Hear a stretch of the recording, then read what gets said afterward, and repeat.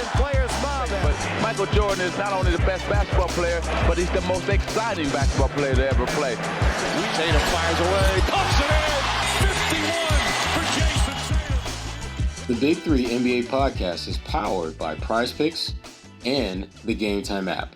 Hello, folks, and welcome to another edition of the Big Three NBA podcast. I am Sherrod Blakely, joined by the one and only hardest working man in the D, the other D, Dallas, Michael Curtis of Dallas Morning News. What's up, Mike? How you doing? Doing good, man. Can't complain. The Mavericks always keeping me busy, so it's another busy day in the day of NBA beat writer. Absolutely. And we're going to get into how busy a day you have had. But first, I just want to let folks know that they are listening to the Big Three NBA podcast. And if you want to show some love to our good friends at PrizePicks, you can do that as well. And they are, by the way, America's #1 daily fantasy sports app. Download the app today and get a $50 bonus after your first $5 lineup. And as a friendly reminder, this is, again, the Big Three NBA podcast, part of the CLNS Media Network, which is where you will find this episode and many more like it from the past and present, as well as other great Celtics contents. And now let's get back to our good friend Michael Curtis, who has had a busier than usual day. I can ramble on and on about what you've been up to, but I think the folks want to hear give us a taste of what your day was like today, because obviously it was a busy day in the D for sure. Yeah, for sure. It's funny because I started my day in Dallas, but I'm ending it in Nashville. I'm here to see my mom for a family reunion.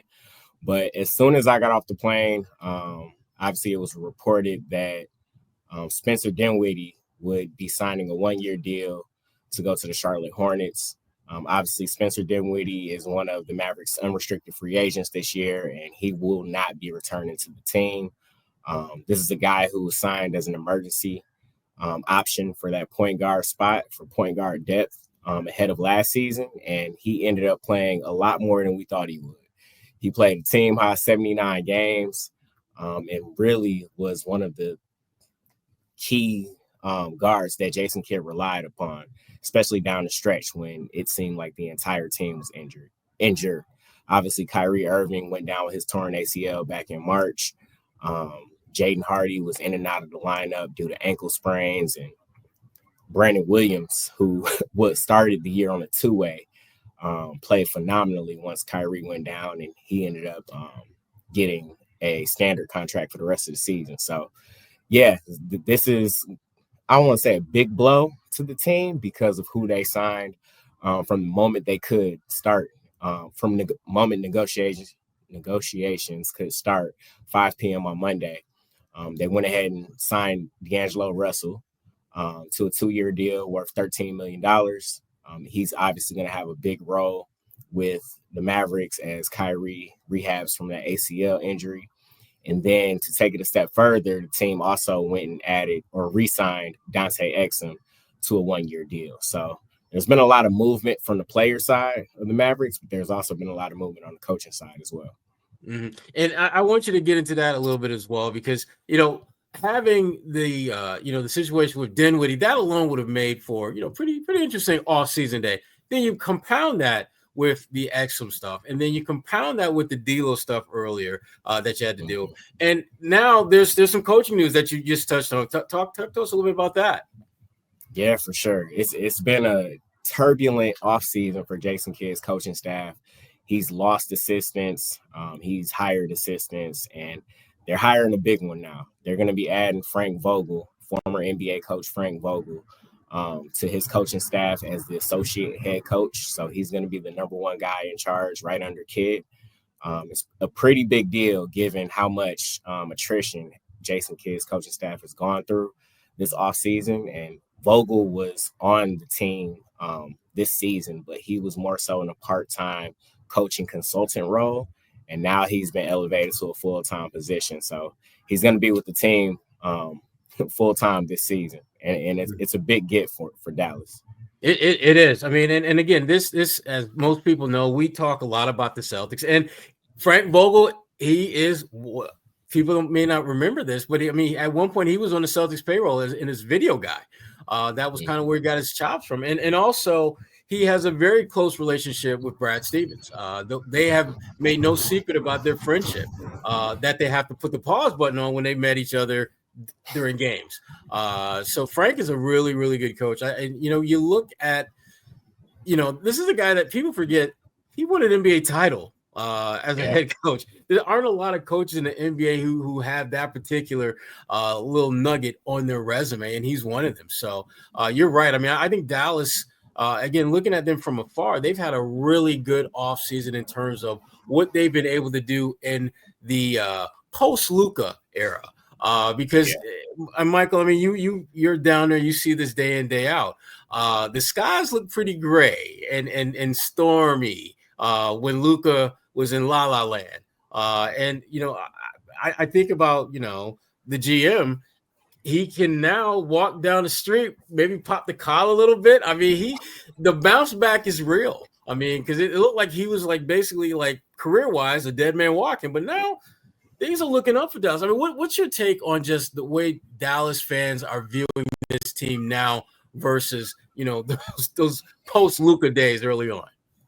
Yeah, this fan base is a lot more optimistic than it was prior to May 12th when the team secured the number one pick in the NBA draft lottery. Obviously, getting that number one pick and ultimately drafting Cooper Flagg will help with hope and optimism for the current and the present.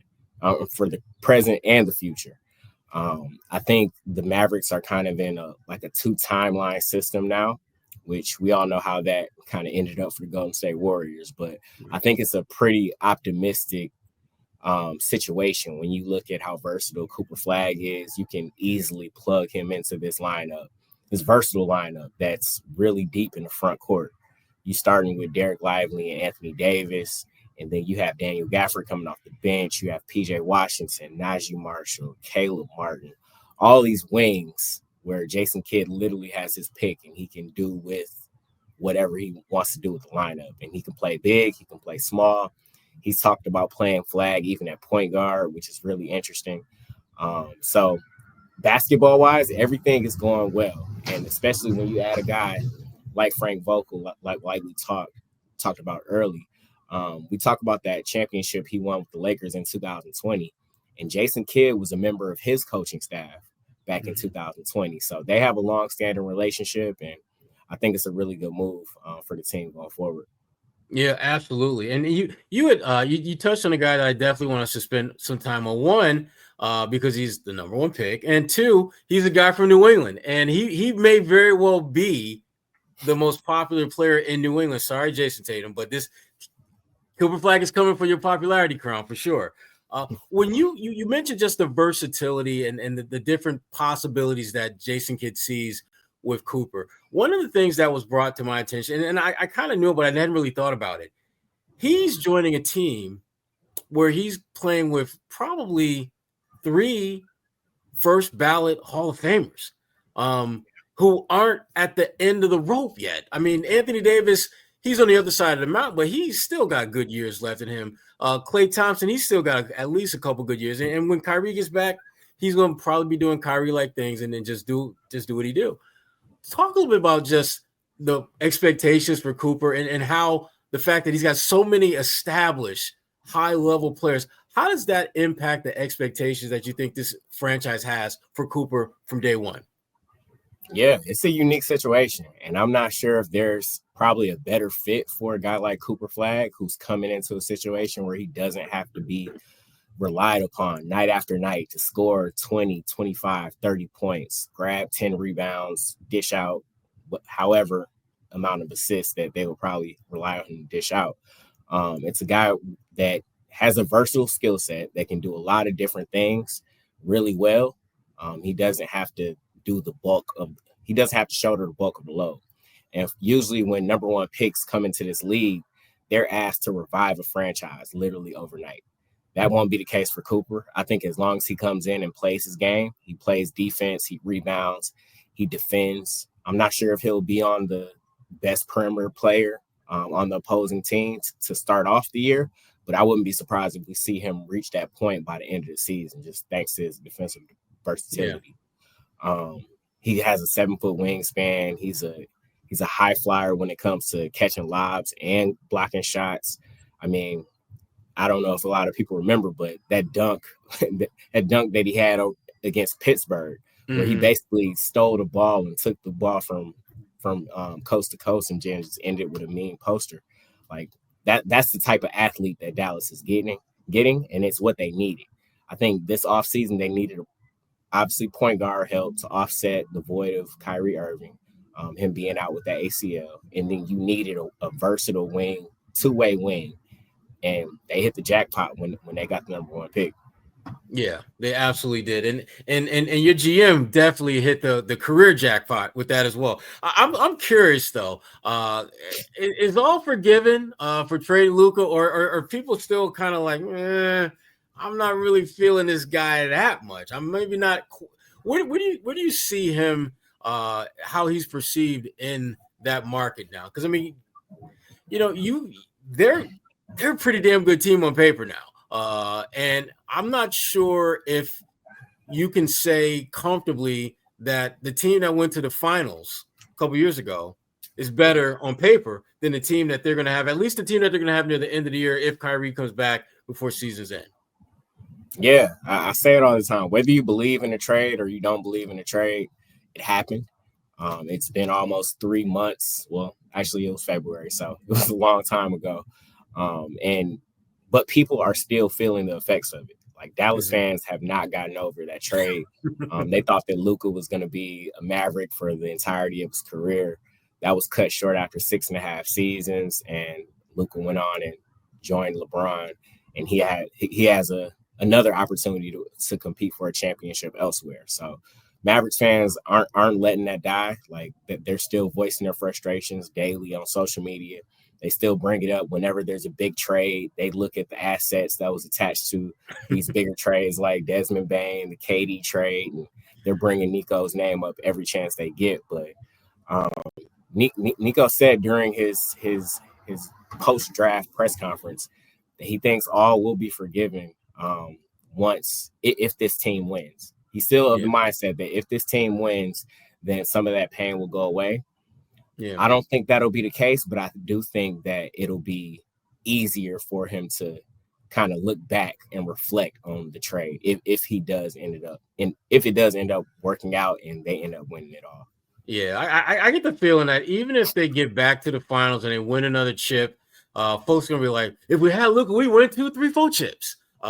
It feels like it's going to be that kind of run there, unless they're able to do that, and then the Lakers just completely just tank and plummet. Because then it's just like, maybe Nico was right. Maybe this was a good idea. But I think no matter what happens, he is going to always be in some way, shape, or form connected with Luka and vice versa. And the only way either one of them, I think, is going to get to that point where they have their own identity separate from that other dude is if whichever one of them wins the most. Who's bringing home them chips? Because if they're both getting to the second round or to the conference finals and don't get any further, most people are going to look at it as like, well, it's probably a wash. But it's funny when you think about, because Luka was always connected to Trae Young because of the draft night trade. And once this trade to LA happened, I think a lot of people forgot that Luka was previously traded before. They're looking at this is Luka's first trade, but it really wasn't. That's now right. I don't think Trae is linked to Dallas, or Trae is linked to Luka as much right now, just because of the circumstances that happened with that trade. Yeah, facts.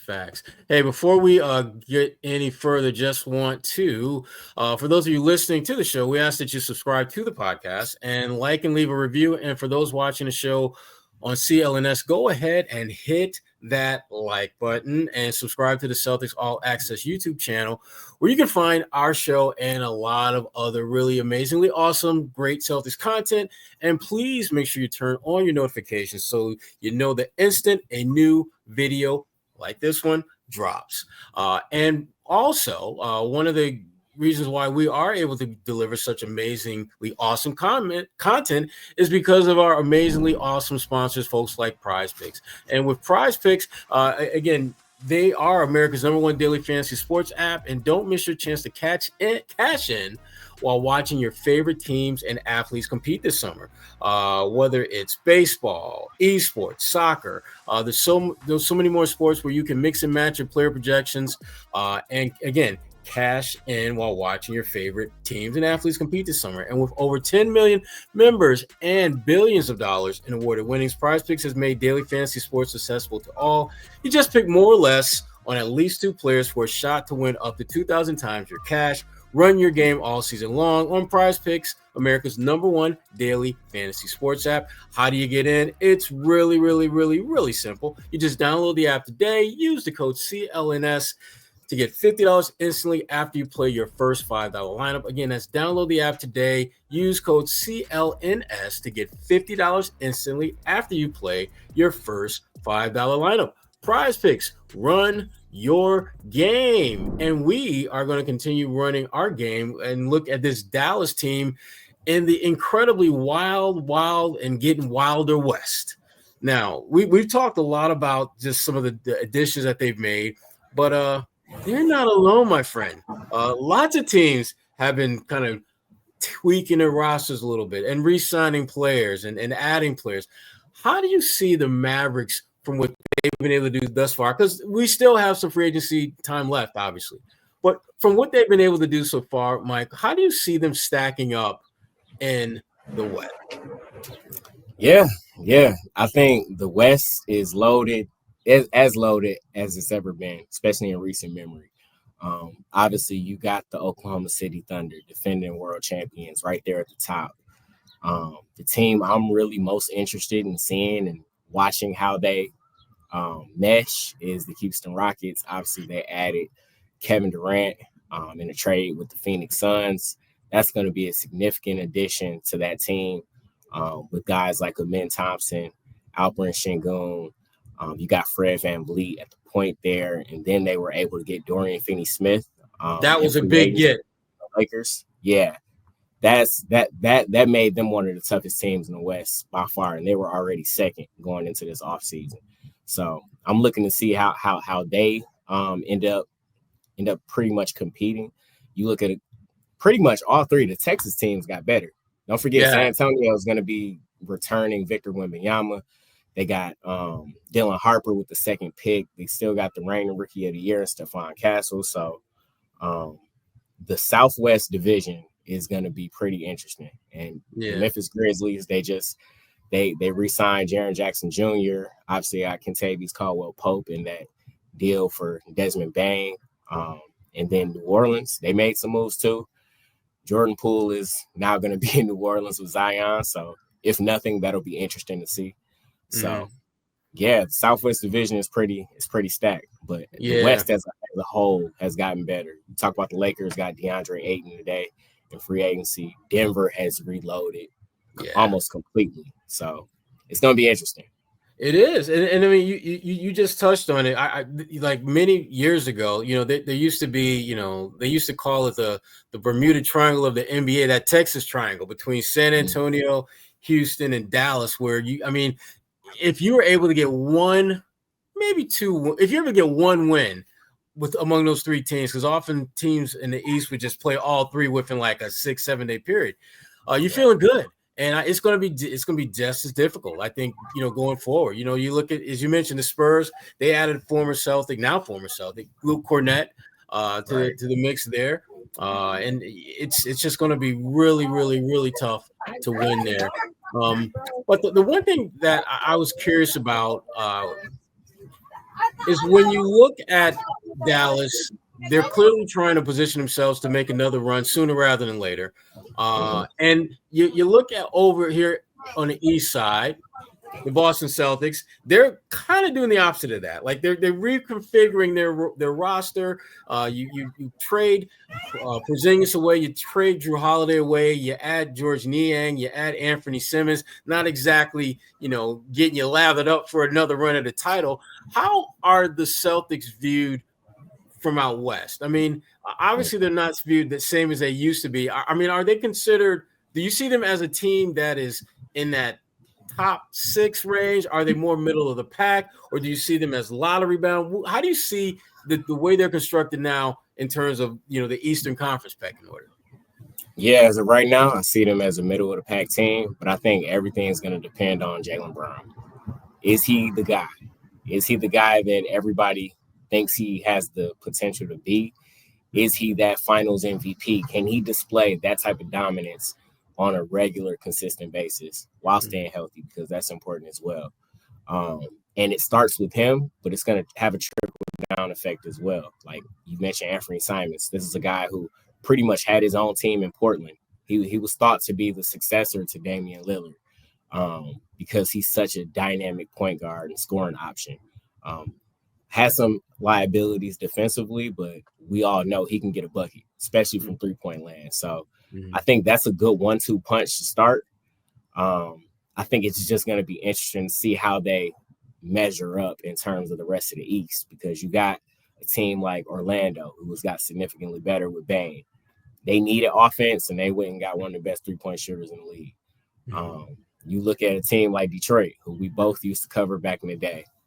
They've made additions. Obviously, it looks like they're going to lose Malik Beasley, one of the top three-point shooters in the league, but they added Duncan Robinson. Yeah.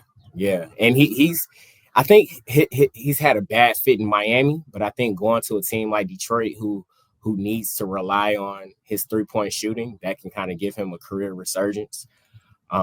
You got a guy like Karis LeVert over there who can still score in this league. So when you add that to that core of Cade Cunningham, their biggest free agent signing is probably going to be the return of Jaden Ivey, to be honest. So that's going to be a team to look out for.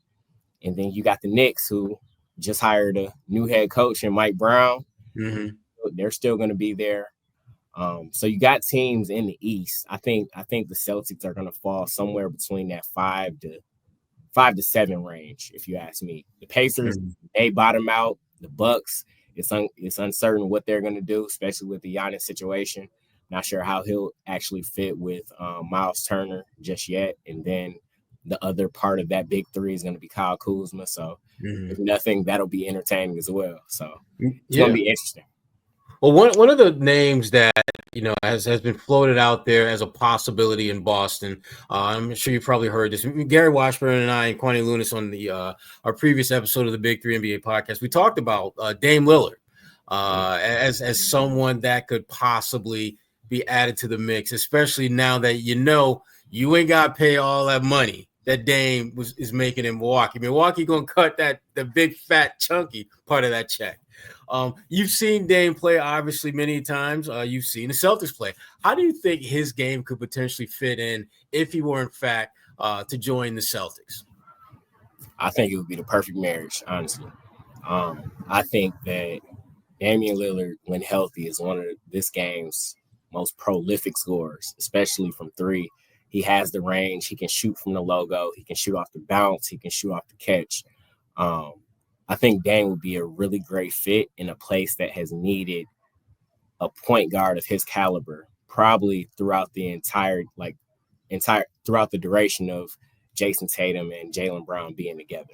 I don't think they ever had a point guard with Dame's skill set, a guy who can really go get his own. They've had point guards like Jrue Holiday and just other options who are a little bit more defensive minded and maybe a little bit more offensively limited.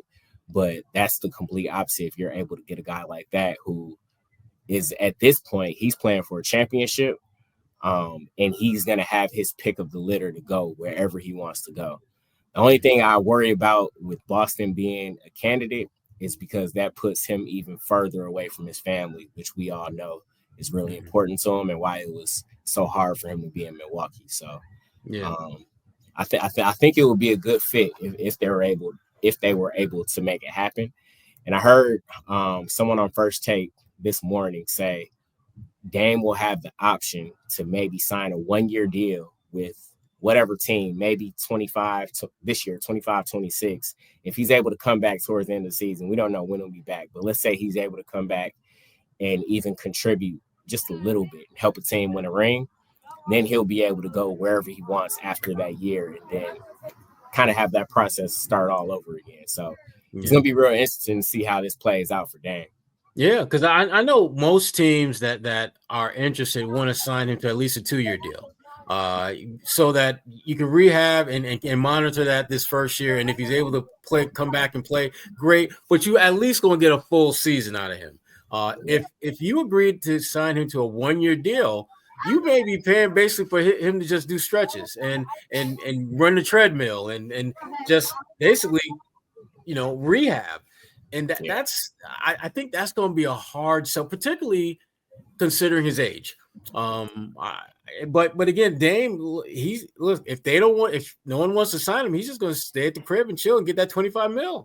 He's good. I mean, the worst thing that can happen for Dame is that he does not play for anyone. He rehabs on his own, and then he hits the market as a free agent in the summer of 2026, and more likely than not will be one of the most coveted players in that free agent market, which is it's a great situation to be in. My big concern with him, though, Mike, is that the point about his family is a valid one. It's something that definitely we've seen it play out where it was a problem, where being far from them is a definite problem. And Boston is even further away.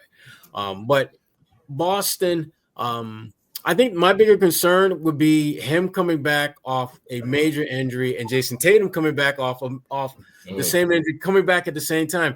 If you figure they're both going to be in your top 6. So you're talking about a third of your top 6 did not play the previous season.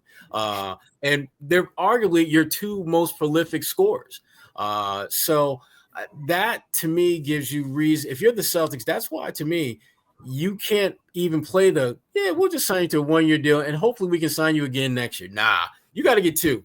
You got to sign him to 2 because only then can you feel comfortable that this is a guy that's actually going to play for you.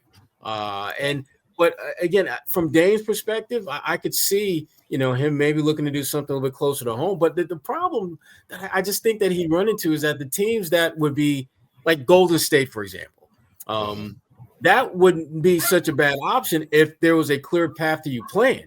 I mean, Jimmy Butler ain't going. I mean, Jimmy going to play. Steph's going to play. And are there any minutes of significance for Dame after that? And is Dame okay with being the number 3, 2B option when he's never been that in his entire NBA career? Even in Milwaukee, he was kind of like 1B with Giannis. I mean, Giannis got his, but Dame got a pretty sizable slice of the pie, similar to what Giannis did. So, and the other thing too is, Dame almost wherever he goes, he's going to have to play more off the ball than he's used to. How is he going to adjust that? And for me, the big thing with him is, can he make that mental switch to being less than Dame Dollar? And because I think at this point in his career, less Dame is actually better for the team. Less of him on the ball, I think, is going to be a better thing for the team because to me, the greatest asset that Dame Lillard has going for him is his presence. When he's on the floor, you're never going to be comfortable as a defense because literally the minute he crosses half court, he's in his range. And that's never going to change. He's going to be like that. And so he's in a great position to choose the path that makes the most sense for him. But if I'm an NBA executive and I'm thinking about Dame Lillard, we're not going to have a conversation unless there's at least 2 years involved. And if Dame is up for that, we'll see. But the other thing I wanted to talk to you about before we got out of here, and this was just kind of I like to play this game called pick and roll, where you pick a side and you roll with it and you explain why you roll with it. You had mentioned, we talked a little bit earlier about Kristaps Porzingis and Jrue Holiday, both now former Celtics. Which of those two, because I know it's hot where you at, so we're gonna try to cool it down a little bit. Which of those two do you think the Celtics will miss more, Porzingis or Jrue Holiday? Ooh, I gotta say Jrue Holiday. Why? I'm gonna say Jrue Holiday because I feel like he had more of a presence in that lineup. I feel like he was able to do a lot of different things, whether it's scoring the ball, whether it's being a facilitator, most importantly, playing defense. One of the best perimeter guards in this league.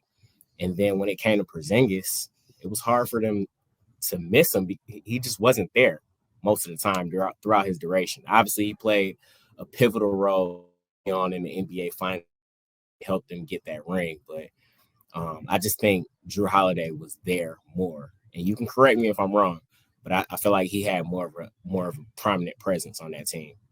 No, that was a setup question because I was thinking that maybe Mike might lock into the fact that Porzingis probably the best game he had during his that championship year was against Dallas, because he literally they just kind of dusted him off, got the mothballs off, and threw him out there, and he was busting the Mavs like right out the bat. We were all like, wait, what? Where did that come from? We knew he was nice, but damn.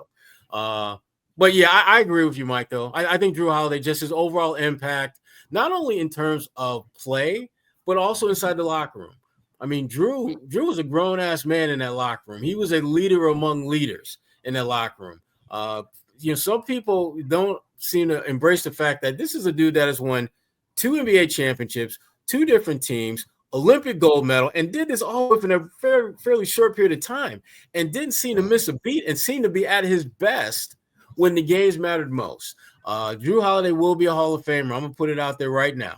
I absolutely expect to see him in the Naismith first ballot. Probably not, but he will get in eventually because he's been that good, that impactful, and he's done it in a multitude of ways and in a multitude of places. That being said, Mike, I'm going to let you get some rest because I know you've been grinding today. I appreciate your time. But before we get out of here, though, for those of you listening to the show, we ask that you subscribe to the podcast, like and leave a review. And for those watching the show on CLNS, go ahead and hit that like button and subscribe to CLNS Media and Celtics All Access YouTube channel, where you can find our show and a lot of other great content. And again, once again, make sure you turn on those notifications so you know the instant a new video like this one drops. For my good friend and the hardest working man in the NBA, my man, Michael Curtis of the Dallas Morning News. This is Sherrod Blakely, and this is the Big 3 NBA Podcast. We out.